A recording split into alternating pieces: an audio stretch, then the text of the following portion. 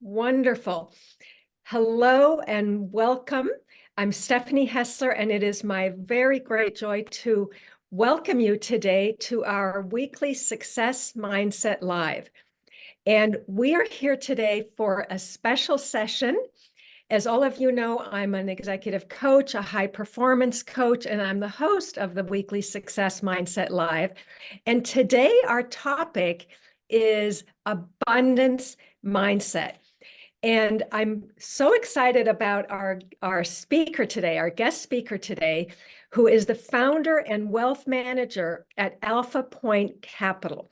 So he's in the investment business and uniquely qualified, I think, to talk to us about abundance. And of course, when we think abundance, we often think money and wealth.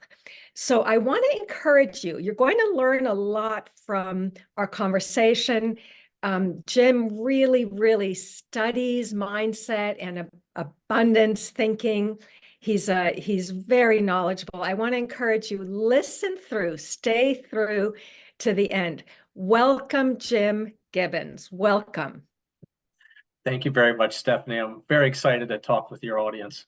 I am too. I've been really looking forward to this, Jim. And I want to start with asking you, for those who don't know you, if you would kindly tell us a little bit about your background and what specifically you do. Well, as you've always already pointed out, I'm the founder and wealth manager at Pointe Capital. And we serve the emerging industry companies and executives with 401k and wealth management services. So in short, I'm an investment and financial advisor. The real fun part about what I do is I'm exposed to incredible innovators and brave leaders in technology and other emerging industries. I also carry the CPFA, which is the Certified Plan Fiduciary Advisor certification from the National Association of Plan Administrators, which is kind of like the CFP equivalent for 401k plans. Also, I was named one of the top 100 people in finance in 2023 by Top 100 Finance magazine. Congratulations on that recognition. And how did you get into this work, Jim? It's a little bit of a story, but I started my career in 1998 at a regional investment firm called Ferris Baker Watts in Baltimore, Maryland. And I knew very little about investing other than what my father had taught me. He was a stockbroker and started his career just before Black Monday, or the 1987 crash, when the Dow Jones Industrial Average lost over 20% in one day. That hurt. But there were interesting aspects when observing my father during that time. While it was exceptionally stressful and the news media was making it out to be like the sky is falling and, it just really seemed awful, he just was more excited and more optimistic than he normally was. And, he's not, he was a happy enough guy, but this was a different time. But he loved the ability to call his clients and future clients and recommend to them buy. He felt that he was offering the buying opportunity of a lifetime, and his second career took off from there. So before 1998, I worked at a small little newspaper called Bay Weekly that circulated in the Chesapeake region here along the Bay. Think Annapolis, Maryland to south to Solomon's Island, Maryland. It covered about 3 counties, and they gave me my first real job, but not as a reporter or writer. I got to sell ads. So, they allowed me to write, but they couldn't pay me to write. But I did receive commissions on the ads I sold, and I slowly got pretty good at dealing with the advertisers, perhaps a little too good, as the newspaper finally said we can't pay you anymore. So I had a little bit of a ceiling to contend with.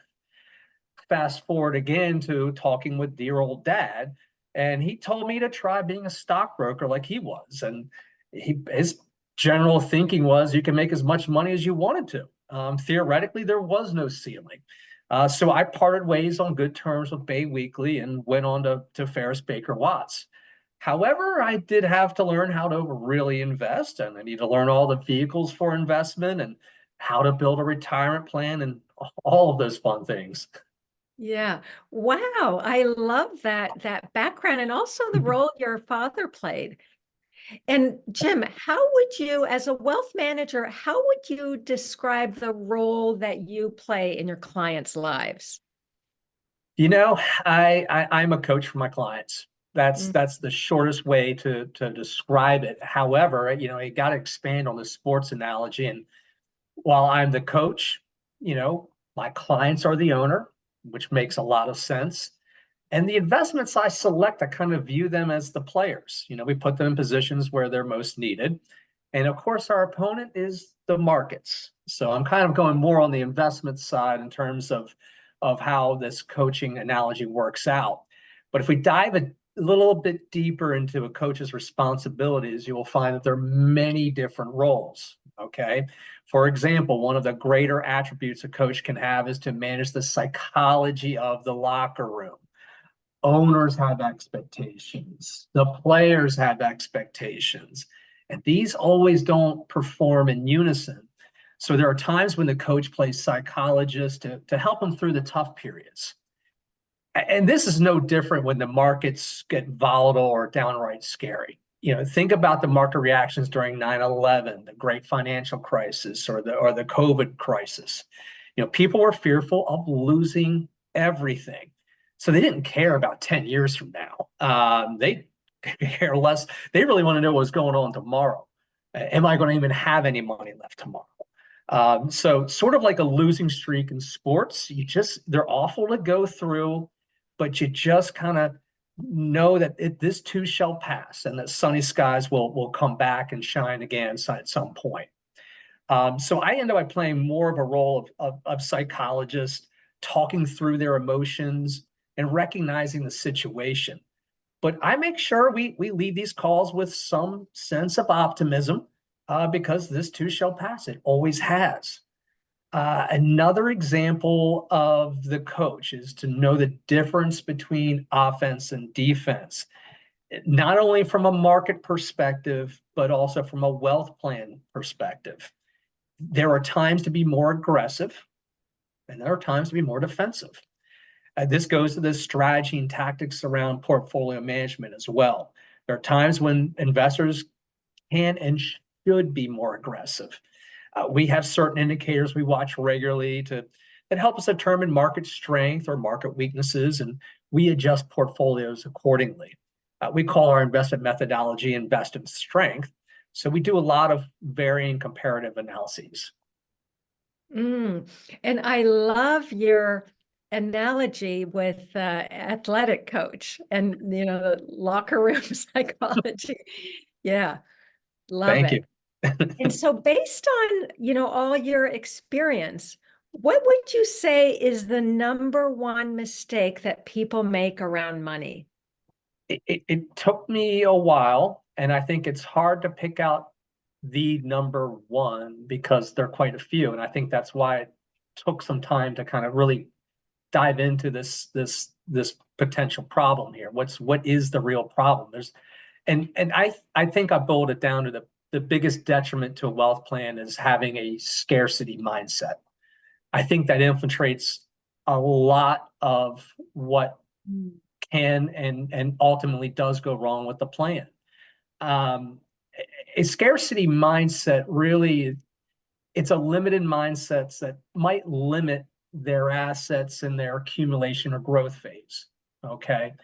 So one way to limit their assets is by being maybe too conservative, not being able to take any risks, having too much money in savings, waiting for the perfect time. I can't tell you how many times people, oh, this is not the right time. No, it is.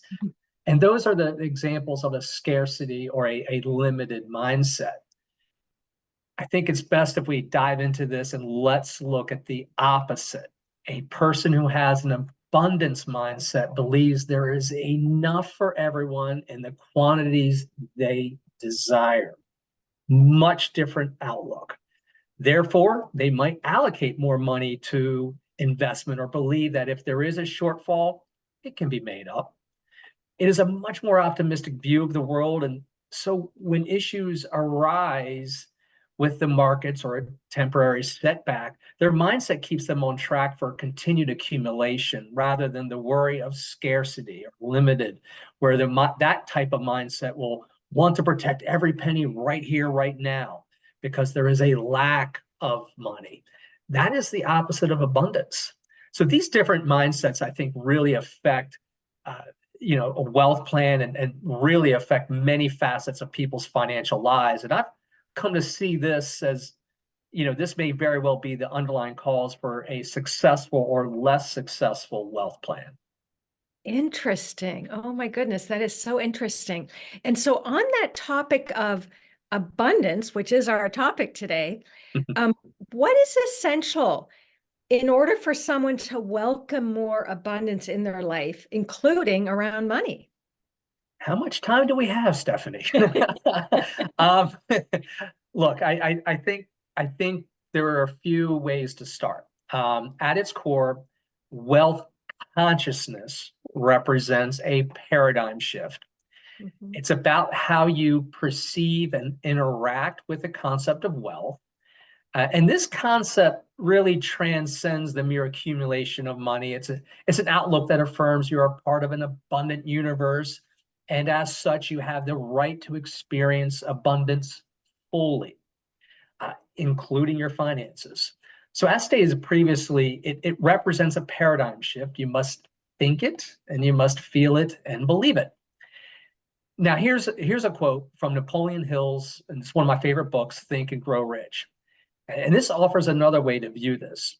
Quote, when English poet W.C. Henley wrote the prophetic lines, I am the master of my fate, the captain of my soul, he should have informed us the reason we are the masters of our fate and the captains of our souls is because we have the power to control our thoughts, right? Control what you can control. An initial step towards becoming more wealth conscious or adopting that abundance mindset is to start change the way you think about abundance. Look, I've taken this step and it now helps to drive in not only my attitude towards wealth, but also my thinking in many other facets. Okay. One way it worked for me, it does require reframing. Reframing your thoughts and the words to describe finances. For example, I try not to use the word debt as it relates to credit cards or other sources of allowances.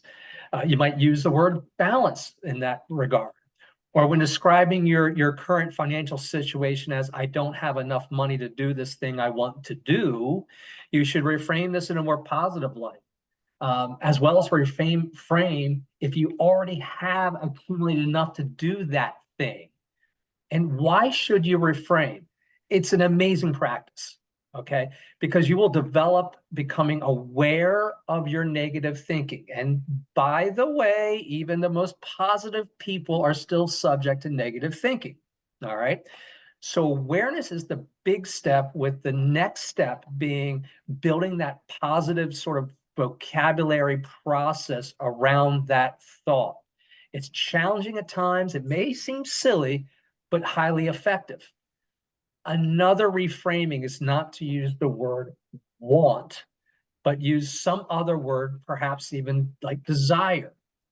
Here's the big difference and the subtlety that you really, when you do this work, you'll start to pick out. I want to make enough money to retire versus I desire to earn enough money to retire. Why? Well, you will always want. Wanting carries no definitive outcome, nor does it carry any emotion of achieving that goal. However, a desire is a passion to achieve your outcome that carries an emotional charge, and desires can be satisfied. That is so good. Oh my gosh, you took us through so much, the paradigm shift, the reframing, giving us those specific examples. And thank you also, because as a coach, I tend to use that word want a lot. And I've just learned something really important from you, Jim. So, getting a little more specific in the work that you do as an investment manager, and how wonderful that you bring this thinking and feeling and the behaviors. What's your process for working with clients and then helping them to create more wealth? Gosh, it's getting back to the coach analogy. There is more to this story of, beyond the X's and O's of the wealth plan and investment management. But the X's and O's, or what we call investment strength, is the investment process, I should say, for comparing assets and investments relative to one another, relative to sectors or the markets. Another way to describe this methodology is we can call it trend following or momentum. We compare the strength of price versus other securities and markets, thus seeing price movement of one investment market relative to another investment or market. This gives us a ranking system that shows us which securities or markets are performing versus other securities or markets. Again, to continue on this sports analogy theme that we've got going on today, Stephanie, we get weekly polls from this analysis, such as ranking the top 20 investments in the S&P 500 or something along those lines. But it's not always our strategy or how well we put a wealth plan together that works. It does come back to the coaching. We've all had coaches. You may remember some were tough. Some maybe a little bit more cerebral. But despite how they delivered encouragement or how they offered critique, they were on your team and they did their best to get the best out of you. So I've had many conversations, not all very easy, with a variety of different people. And, if I can get my message through to them, that is what helps create the wealth. That really is the thread. It's not the X's and O's nor the wealth plan. It's the conveyance of these concepts and this building that trust to really execute on this plan and keep on that. It's a long process. There's a lot going on with that. But conveying subject matter that is constantly changing and is challenging, but those that can do it will open doors for people who need it. Yeah. And, Jim, I love how you've used the word trust, because I think that's around personal wealth. I mean, that's a really important attribute. Look, it's again, we can go back to any analogy you want where you have someone who is relying on you to do a thing.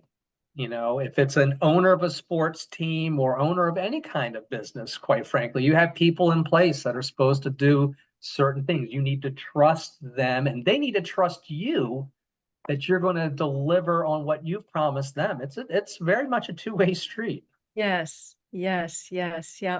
And so as we wrap up, is there anything we haven't yet covered that you'd like our audience to know, is important for them to know? I think it's very important to uncover your relationship with money. I've had an awakening that my family instilled more of a scarcity mindset into how we as a family viewed money. So it stuck with me. Okay. But once I discovered this, I had to find a way to change this mindset to abundance. This was not an easy process. I described a little bit about that earlier, but it uncovered other aspects of my life that were limited due to scarcity. So this is not, again, just a pure money conversation. It's a complete philosophical mindset type of process. And look, this was no one's fault, but it was simply how my family viewed the world. But I took ownership of that. And look, if, I set out on an adventure to fix it. And if I didn't go and try to fix it, that would be my fault. And again, I've got my own family that I'm raising and halfway raised already, but I do have a chance to offer them more abundance type thinking. And I think that's exceptionally important. So yes, I take the advice that I offer my clients, and I don't care how old you are or how seasoned someone is, because this view in relation to money can be changed. Mhm. Even those who might consider themselves optimistic about things may still have some parts of their thinking that can benefit from this type of analysis and changing. So Mhm. Wow, and thank you for being willing to share a little bit about, family perspectives and family attitudes that we bring around money, because I think a lot of people can relate to that. Unconsciously, we pick up these attitudes, in our childhood homes and growing up. Hmm. it's crazy how, things just sort of appear in your mind, and you wonder, well, why? And it happens Exactly. so early in your life that you just don't realize it just sort of starts implanting. Yeah, And even as we age, they're still there. it's But we ongoing. can Yes, change it. But we can yes. change it. That is so true. I mean, the good thing about our thinking and our beliefs is that they can be changed. Yeah. And Absolutely. you also in the beginning, you brought up the word awareness, because awareness is just so important. And I want to thank you, because I think that, this conversation is helping hopefully many in our audience to reflect these ideas, and maybe some of that scarcity thinking about, ooh, do I have some of that going on? Right? I it is eye-opening to go through a Mhm. process of, and it's relatively simple to do. I Yes, mean, but you might get a little exhausted when you're trying to reframe every thought that enters your yes, mind, yes. because I'll say from my own experience, I was really shocked at how much negative thinking just sort of flowed Yeah, quietly, casually, just kept rolling through. I'm like, what is going on here? And when you start to reframe it, then you're starting to really get to that another level. But you wouldn't even get to that step without the awareness piece. I think the yeah, awareness is something that was a bit shocking going through yeah, that exercise. yes. And it's the first step. It's absolutely the first step. So, Jim, if someone wants to contact you, what's the best way for them to find you? I'm very involved on LinkedIn. So James S. Mhm. Gibbons, Alpha Point Capital on LinkedIn. I also have a company page there. I'm also on X Twitter, if anyone else is. I don't know anymore, but it's at Alpha Point Cap. My email is jim.gibbons at alphapointcap.com. And we have point with an E, as you can see on my screen here. And then our website is alphapointcap.com as well. So there's many places to visit, Great. learn a little bit more about Invest in Strength, a little bit more about me and our clients and what we can try to do for folks. Great. And we'll share some of that contact info here Oh, as thank well. So if anyone wants to contact you right away, they've got it. So this has been, Jim, so enlightening. And I really, really appreciate that you've taken the time from your investment business to be here with us today. I've learned from you. I'm definitely going to take some of those reframing ideas from you as well. And I hope that you'll come back and be a guest again sometime in the months ahead. I'm very grateful that you asked me to talk with your audience. I'm very thankful to do so. And just ask me. I'm here to anytime you want me. Great. Thank you so much, Jim. I appreciate that abundance mindset. And to everyone in the audience, remember that you are exceptional. Exceptional is inside of you. It starts with your thinking. And this conversation is perfect for supporting that exceptional in you, because abundance, you are part of abundance. So go out there and live abundantly, starting with your thinking. Bye for now. I'm Stephanie Hessler. Bye for now. Bye bye.